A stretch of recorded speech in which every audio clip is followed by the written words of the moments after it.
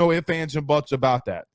But the interesting thing about this DB room is you do have Denver Harris, who's running with the twos, and Deuce Chestnut, who is out for spring practice. So the two starting corners that you saw today are going to be Zy Alexander, who some people have chatted with me about, especially if you're there, who has kind of, I don't want to say locked that down, but looks very good so far. Hearing some things about J.K. Johnson. Can he be fast enough? Can he take over in that slot position? We'll find out. And then freshman, the freshman, and Javian Taviano, who's a midterm enrollee, he obviously has been with the ones. And the last time when we talked to Wilson Alexander, we were both out there. And Javian Taviano running with the ones. Do I think ultimately maybe something flips there? Yes, because I just don't know if Taviano is going to start as a boundary corner when you have Denver Harris, Deuce Chestnut, and Zy Alexander. Do they move him in the inside? Do they do something special with him? Maybe. I just don't know. Now, can he? Is he talented enough to do it, being a top 50 recruit in the country? Absolutely. Like, I am not taking anything away from that young man. He's just very smart. He's got a high football IQ. He's a willing tackler.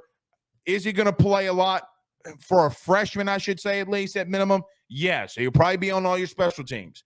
Just not going to write off Denver Harris not be running with the ones when you're only a handful of spring practices into this, right? So I do believe that you sit in a situation where that DB room, they're kind of rotating guys in and out. One thing that I know for sure, and when you go out there and you just talk to people, I really think that they, what. So here's something that's interesting too, is, and you got to take it. You got to take it with how, especially if you know how coaches speak. So if you played sports, right, like you grew up playing sports, some of you have a relative idea of what coach speak is. But you go out into that football field too, and some people are talking about how fast J.K. Johnson is, but can he pick some things up? So we'll see. So when you go around that DB room and you see Javian Taviano rotating with the ones, you got Zy Alexander from southeastern Louisiana on the other corner. You do have Deuce Chestnut that's out, but it does ask you to start begging the question after Brian Kelly's comments. Denver Harris is going to have to work himself into a couple of these things. And per Brian Kelly, has not been an issue whatsoever and at all when it comes to him being on LSU. And the one thing that Brian Kelly talked about so glowingly today that I love him for doing is he says, guys, we have built a culture where people can thrive here. So what does that mean? What is Brian Kelly really telling you there, right? Like, what is Brian Kelly really telling you when it comes to what he's saying about people getting second chances and then thriving at LSU? He's telling you he's changed the culture, right? So if for whatever reason, LSU winning the West, LSU having a 10-win season, LSU doing a lot of successful things, doesn't show you that the culture's changed at LSU. Brian Kelly addressed it today and told you guys the culture's changed. We can take in a guy like Denver Harris and work with him because our culture's changed. Y'all let me know if I'm kind of messed up on stream, because it says we're messing up a little bit. So y'all let me know in the chat. Is our stream messing up a little? Just hit me up. But I like the simple fact that Brian Kelly acknowledges that he's changed the LSU football culture after Ed Orr's run to what he wants to get it to. Now, is there maybe some things they got to work on? Yeah, I think that there's some things that he needs to work on, with some things that are still going on. Some of that you already know what that is, but he's changed the culture. He's acknowledging that culture's changed, and you could see it in the way that they practice. Guys, you're light years away. You are light years away from where you were last season at this exact same moment. Light years away. So we'll see. I think Brian Kelly, basically, guys, I really do think if you just listen to Brian Kelly's press conference today, I've never said this, but if you really just like, so I'm going down my notes of things that you see, things that you don't see. Okay. And you could damn near go down Brian Kelly's hit list in his press conference today. Bada bing, bada boom, bada bing, bada boom. Those questions are just being answered.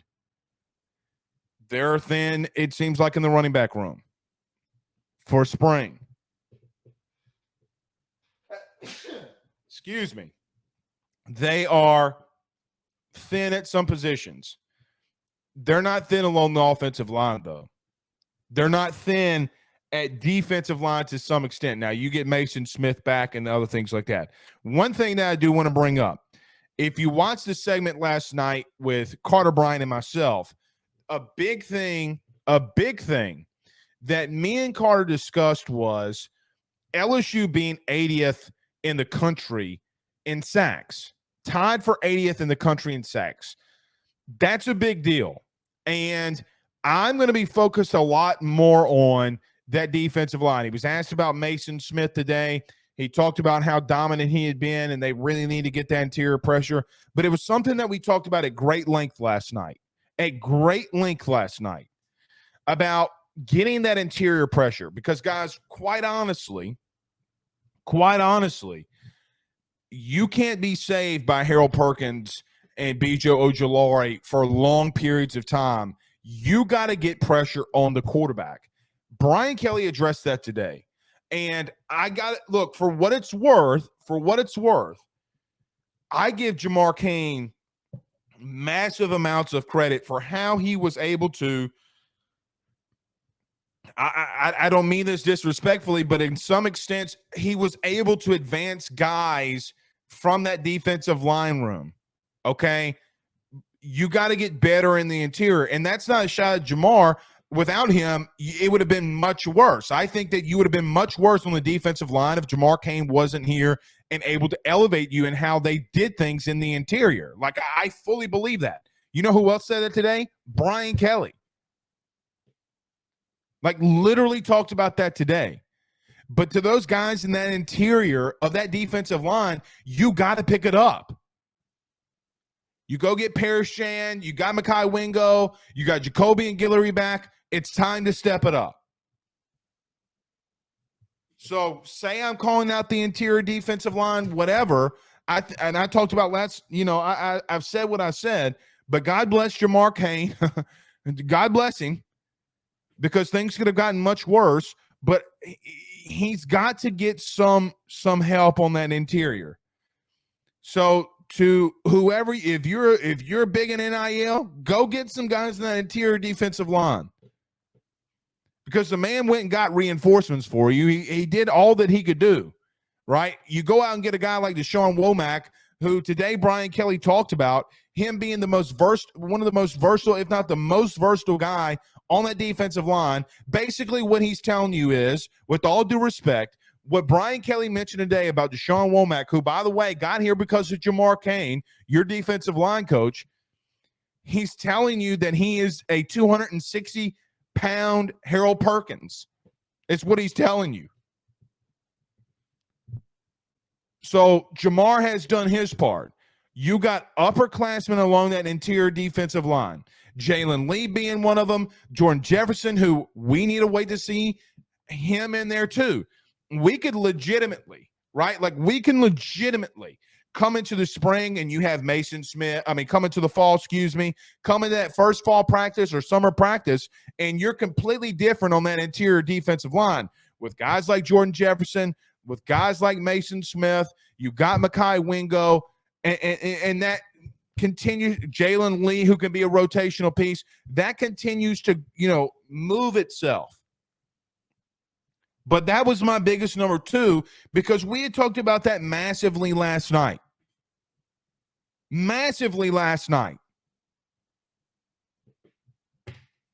And then, so let me turn over to the other side of the ball, okay? Flipping over to the other side of the ball here for just a quick second. I told you Jane Daniels looked bigger. Now everybody's like, oh, well, Jane Daniels looks bigger. Well, no shit. You actually got to go to practice You got to go to practice and look at them. Here's something that I'm going to continue to monitor. Now on the flip side of the interior defense, on the offensive line, let's flip the ball. Let's flip the side, guys. I told you this last year, and you ridiculed me to some extent. I'm going to tell you this again now. I'm going to tell you this again now. When you're able to run the football the way that LSU does, stop telling me about how bad their defense or their offensive line is. Look this up, because some people like to comment on a show and say, "Oh, Blake doesn't prepare for shows. He never prepares for shows," which is never the truth, because here are show notes. Want to do a podcast for a living? Here are show notes. Sitting at lunch, just be thinking about shit and need to write it down. Okay? Here's the thing that I'm monitoring, though, about this offensive line. Guys, last year you ran the football for 184 yards per game. To be exact, 183 yards per game. Or 184 yards per game. Or 183.9, excuse me. Lost train of thought. You ran on 37 attempts, 184 yards. Guys, it's 5 yards per carry. You average 3 rushing touchdowns per game. And you're going to try to sit here and tell me that you didn't run the ball at an effective clip. Guys, you were running 71.2 plays per game. 453.1 total yards per game. Here's another thing that I bet you didn't know. Not only did you run the ball for 184 yards per game, guys, on average, you threw the football at 269.3 yards per game passing. And you want to sit here and tell me that the offensive line's poo? Where? I will give you Florida State and Cam Wire. Other than that, do they miss some things? Yes. Do they miss some of the freshmen last year get bullied sometimes because they're freshmen? Yes. Did they bully people? Also, yes. Have they gotten another year of experience under their belt? Are they hungry? Are they ready to go out there and roll? Also, yes. So when I look along the offensive line for just a second, getting a phone call. Hold on. All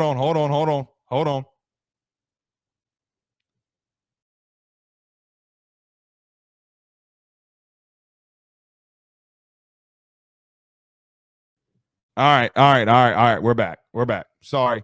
It was making me accept the phone call. So when you put out a late text, about recruiting and people start calling you and it's connected to everything that you're doing on accident through Bluetooth, didn't want y'all to hear who was calling. That was almost bad. It was almost really bad. Nevertheless, getting back to the offensive line, I think that they're going to be fine there. Mason Lunsford and others. And then you got Lance Hurd coming in, man.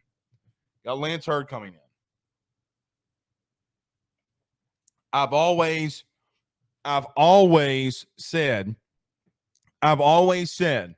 if Brian Kelly's able to bring his offensive line that he had at Notre Dame here with what you'll see with skill players who, guys, I'll be a little frank with you, okay? I want to see them grow up a little bit. Here's number 3. So and that's number 3. Number 4. We'll talk about that in just a second. I really like what I'm seeing along the offensive line, even though Charles Turner's out. Like I really do. So say what you want to, but going back to it, dude, if anybody wants me to, I will literally send you the link if you want all of these stats. If you want these stats, I will send them to you. Guys, did you know that you had the 24th best scoring offense in the country last year? 34.5 points per game. 24th. Okay? That comes on 3 things.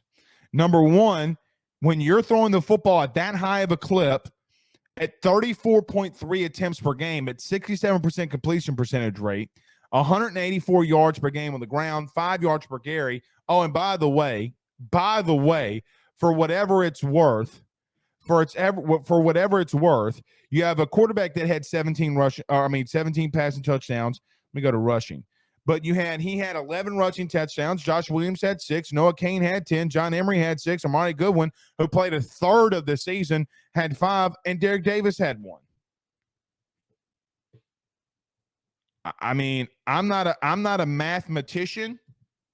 So let me get out a handy dandy calculator. My math teachers always used to tell me that I never have one. Well, you were lying your dang ass off.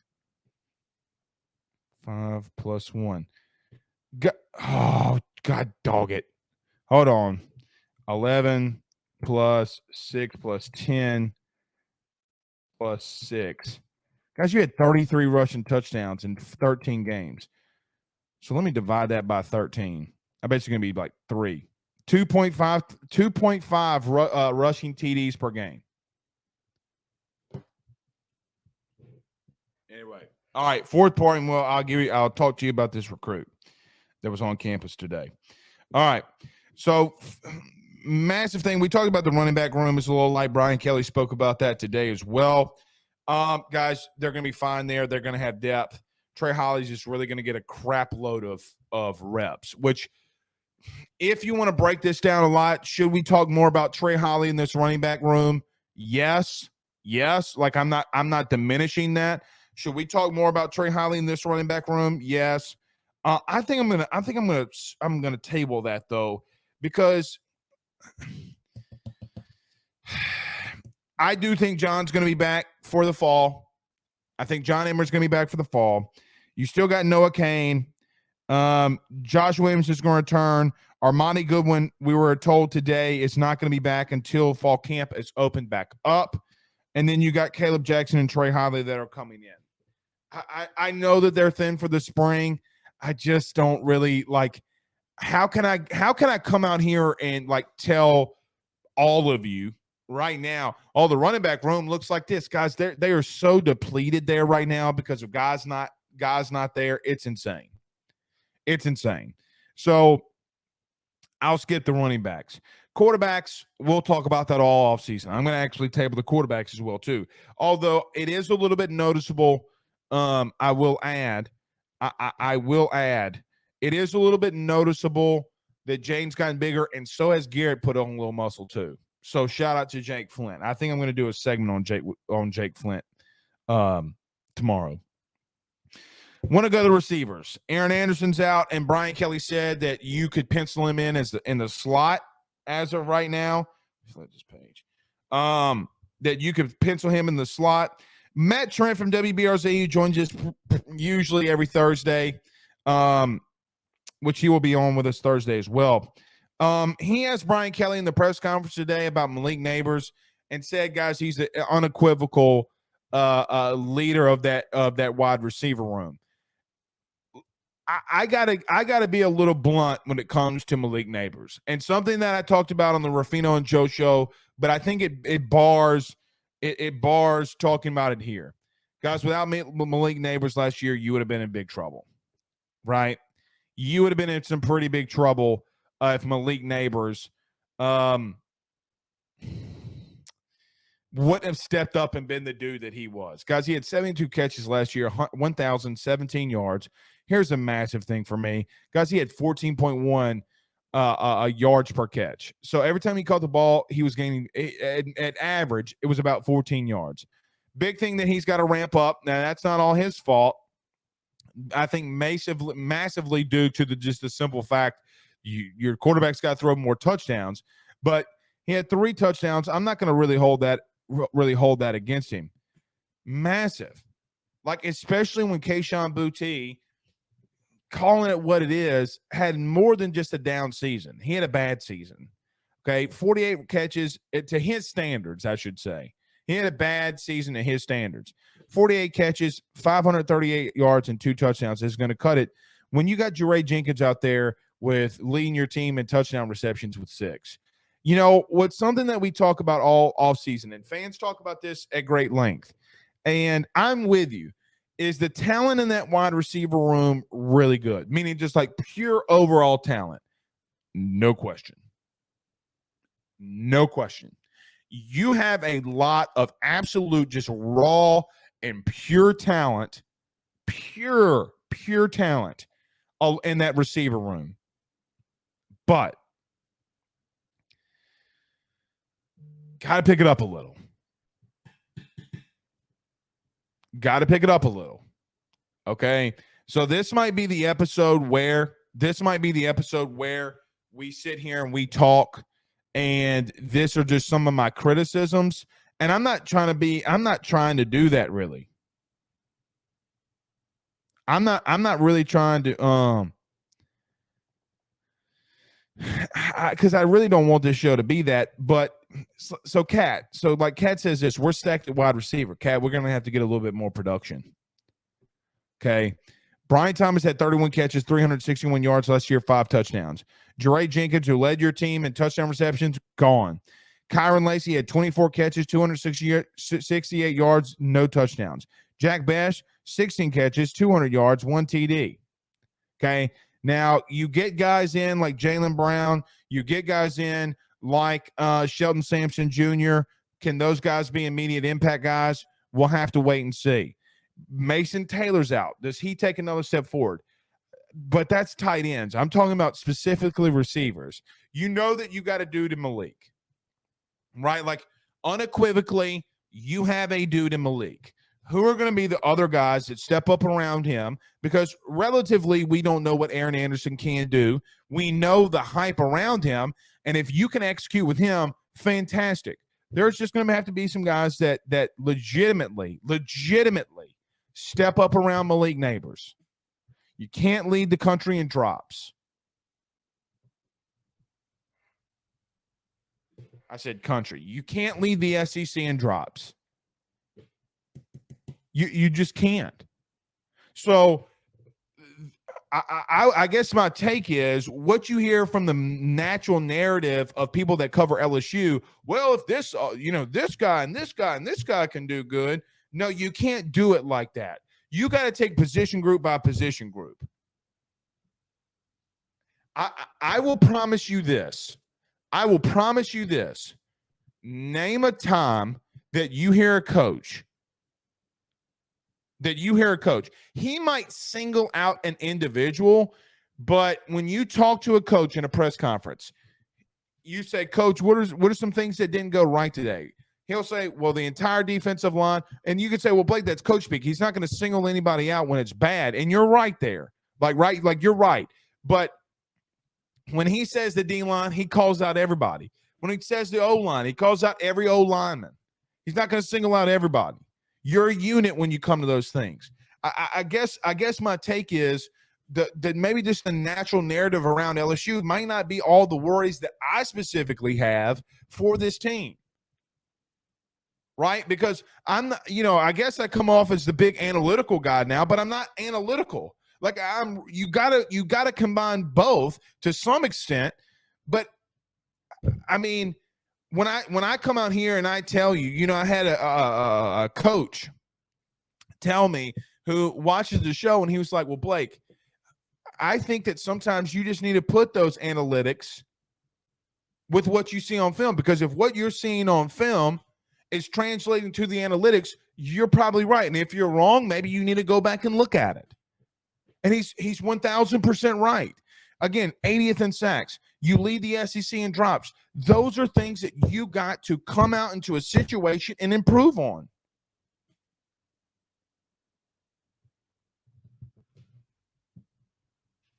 Maybe I'm boring the shit out of you with all this, but I think this is some of my best work. It's true, man.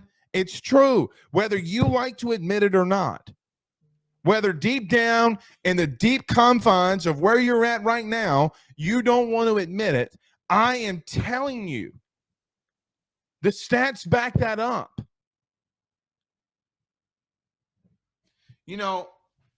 Here's my thing too, okay? Don't tell me that LSU's not throwing the football either, by the way.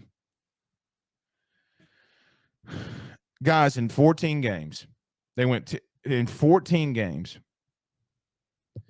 LSU averaged 34 passing attempts per game. 34. The defense, the passing attempts that were against them, 30. Okay. Jaden had 388 passing attempts. Garrett Nussmeier had 84. Garrett had 800 yards. Jaden had 2,900.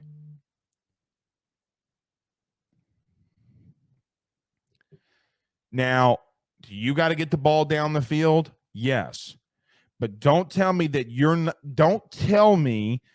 you aren't getting your receivers involved when you're throwing the ball 35 times a game, especially when you're complaining about your quarterback running the ball that much. Oh, well, we got to get a rhythm with the receivers. Now, I agree with that. I 1,000% agree with you on that. Jaden's got to hit passes down the field. I'm with you. We are on the same side here. And what I think about LSU fans sometimes when we come on this show and we discuss about it, okay, is I want to see the exact same thing that you do. I want the same exact outcome. If you're an LSU fan, I want the same exact outcome as you do. Don't get that twisted for anything that you know, see, or hear.